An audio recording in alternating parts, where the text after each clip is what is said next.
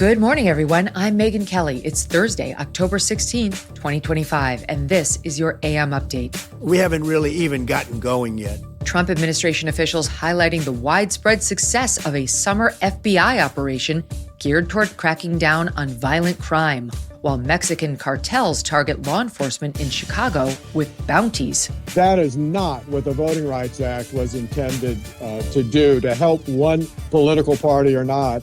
The U.S. Supreme Court hears arguments in a case that could reshape congressional districts nationwide. All that and more coming up in just a moment on your AM update. As President Trump is settling into his new administration, one of the top Democrats in Congress aiming to undermine the Trump agenda is Democrat Senator Dick Durbin of Illinois. And according to our sponsor, the Electronic Payments Coalition, Senator Durbin has a new plan, a government takeover of your credit card. Today, Americans have thousands of choices in credit cards, but they say Senator Durbin's plan will result in less competition and less security, which means more risk for your credit and your identity. You can learn more for yourself at guardyourcard.com. And you could consider telling your senators to stop Dick Durbin's government takeover of your credit card before it's too late. President Trump, FBI Director Kash Patel, Attorney General Pam Bondi, and Deputy Attorney General Todd Blanche on Wednesday highlighting the administration's success in Operation Summer Heat, a crime crackdown by the FBI conducted from June through September across all 50 states. The focus, violent criminals and gang members suspected of breaking federal laws.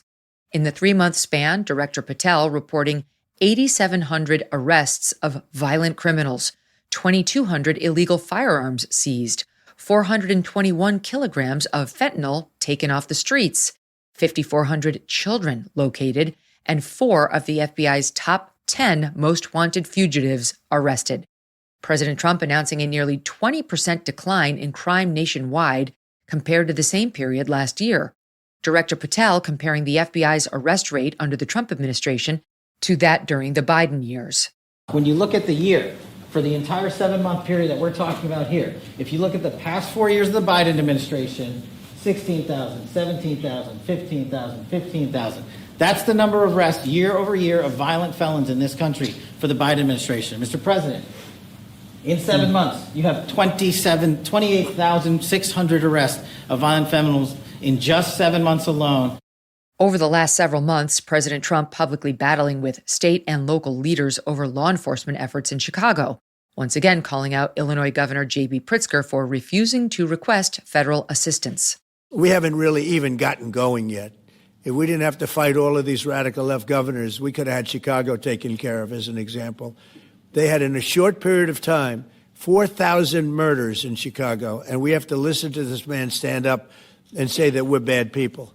And the people of Chicago are walking around with MAGA hats. You have women, beautiful black women, walking around with MAGA hats. Please let the president in, and we don't care how he does it. Chicago recently had one deal where they had 11 murders in one weekend, and they said, well, yeah, but it was a holiday weekend. They actually told me that was the reason, like it was okay because it was a holiday. It was Labor Day. These people are the worst. They really have to. You better, I tell you what, the people in Chicago and the people in places like that can be fixed. Mr. Trump announcing the next possible Democrat-run city targeted for federal intervention. So I'm going to be strongly recommending, at the request of government officials, which is always nice, that you start looking at San Francisco. I think we can make San Francisco one of our great cities 10 years ago, 15 years ago, and now it's a mess. And we have great support in San Francisco, so I'd like to recommend that for inclusion, maybe in your next group. You'll get great support. Longtime Democratic donor, Salesforce founder and CEO Mark Benioff, whose company is headquartered in San Francisco, telling the New York Times last week he supports President Trump and believes the National Guard should be deployed to his city. Benioff since softening his stance following widespread backlash from Democrats, now suddenly saying, what I meant when I said we need the National Guard here was collaboration works. After all, I bring in extra law enforcement when I have my big company conference in San Francisco. That's all. So by bring in the National Guard, he really meant don't bring in the National Guard, but collaborate with Private rent-a-cops? Okay. Turns out not everyone can take a beating from the left and not cave. California Governor Gavin Newsom, a Democrat, is currently suing the Trump administration over deploying the National Guard to Los Angeles. In September, a judge blocking the National Guard from engaging in domestic law enforcement activity. That decision paused following an appeal by the Trump administration. Those legal proceedings are ongoing. Mexican cartels are reportedly coordinating with U.S. domestic extremist groups targeting ICE and Customs and Border Protection, or CBP, officials in Chicago with bounties, according to the Department of Homeland Security. DHS announcing in a Tuesday bulletin, quote, "These criminal networks have issued explicit instructions to U.S.-based sympathetics, including street gangs in Chicago, to monitor, harass, and assassinate federal agents." DHS saying gang members affiliated with the Latin Kings gang deploying spotters armed with radios and guns to rooftops, tracking and relaying locations of ICE and CBP agents. The memo stating this activity has led to, quote, "ambushes and disruptions during routine enforcement actions." The cartel's targeting agents with a bounty system, $2,000 for gathering intel on agents or doxing them, $5,000 to $10,000 for kidnapping or assaulting an agent, and up to $50,000 for assassinating high-ranking officials. The bulletin also stating Antifa groups in Chicago and Portland have, quote, provided logistical support such as pre-staged protest supplies, doxing of agent identities, and on-the-ground interference to shield cartel-linked individuals from deportation. DHS Secretary Kristi Noem posting on X, quote, "Their campaign of terror against the brave men and women who protect our homeland will be crushed, and these cartel members will be brought to their knees. President Trump and I have the backs of every member of law enforcement across our nation." Last week, DHS announcing the arrest of a Latin Kings gang member in the country illegally for allegedly placing a $10,000 bounty on Border Patrol Chief Gregory Bovino. Governor J.B. Pritzker and Chicago Mayor Brandon Johnson, both Democrats, have yet to weigh in on the bounty system. Coming up, the U.S. Supreme Court hearing arguments in a case that could have a major effect on how congressional maps are drawn. If you've experienced bloating or general gut discomfort at some point, you know that doctors tend to give the same advice. Eat slowly, take a walk after meals, steer clear of processed foods. But let me tell you about Cowboy Colostrum. Packed with proteins, natural growth factors, and antimicrobial peptides, Cowboy Colostrum can help strengthen your immune system and repair your gut lining, leading to less bloating and better digestive health. They use high-quality ingredients sourced 100% from American grass-fed cows.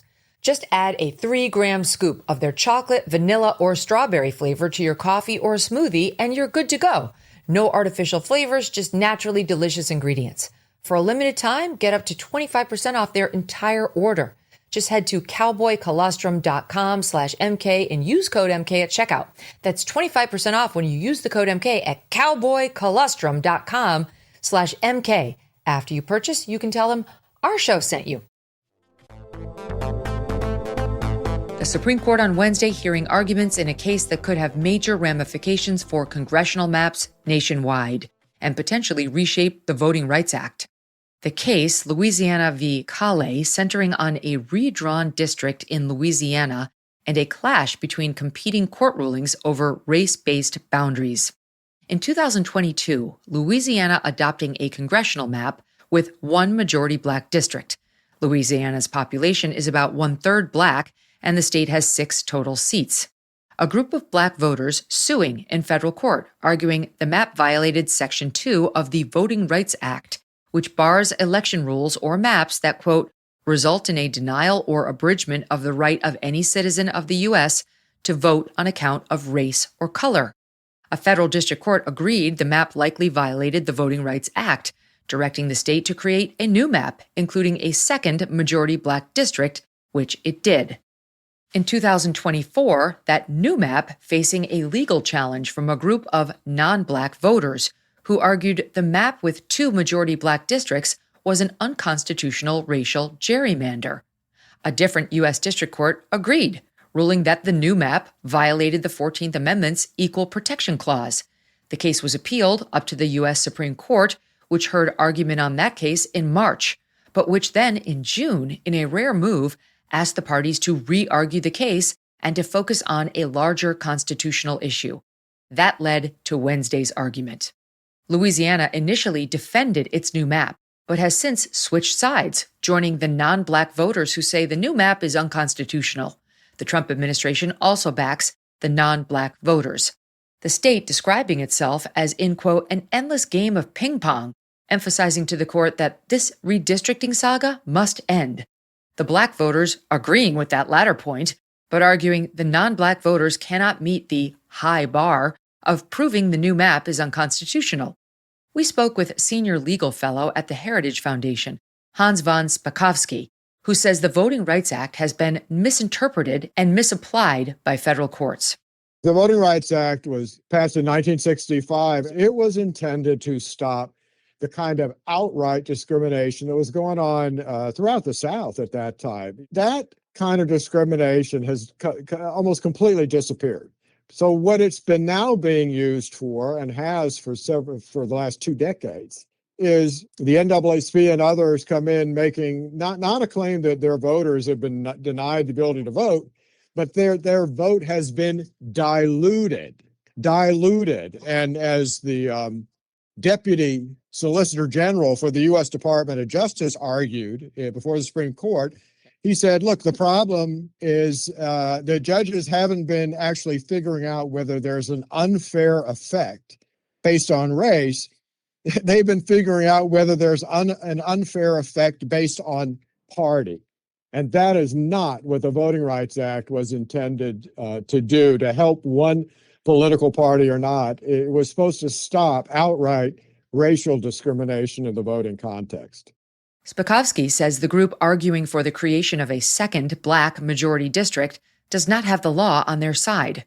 Look, the basic argument of those who first sued was that because black residents of Louisiana are about 35% of the population, they deserve 2 of the 6 congressional seats. They didn't really have any evidence of current discrimination being practiced by the state legislature. And that is not only is that a wrong interpretation of Section 2, but Section 2 specifically has language saying that it does not guarantee proportional representation based on the ratio of minorities in a particular population.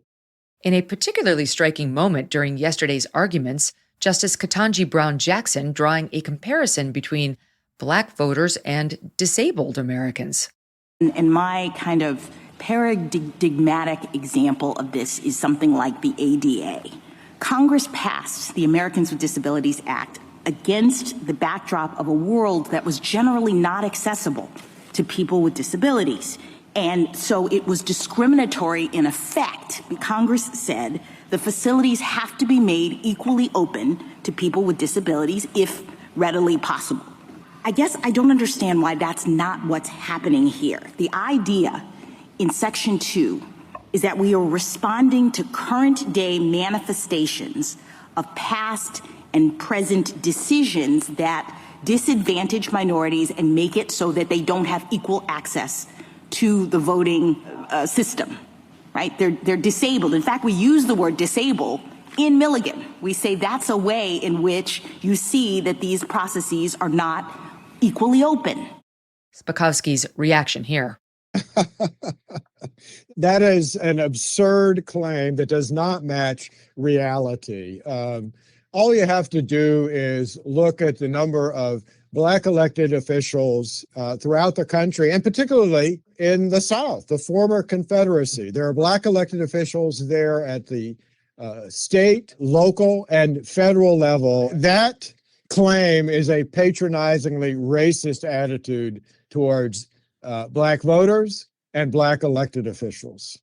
The media, sensing that the high court appears likely to side with Louisiana and the Trump administration, suggesting, quote, black voting rights are under siege at the court, USA Today, describing this challenge to the Voting Rights Act as perilous, the New York Times. From Vox, quote, it sure looks like the Voting Rights Act is doomed.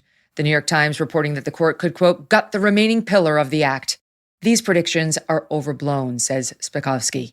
I don't think the Supreme Court's going to throw out Section 2. I just think they're going to come out with much stronger rules saying you can't order this kind of race-based remedy unless there was real discrimination going on. More than a decade ago, the Supreme Court threw out as unconstitutional another provision of the Voting Rights Act, Section 5.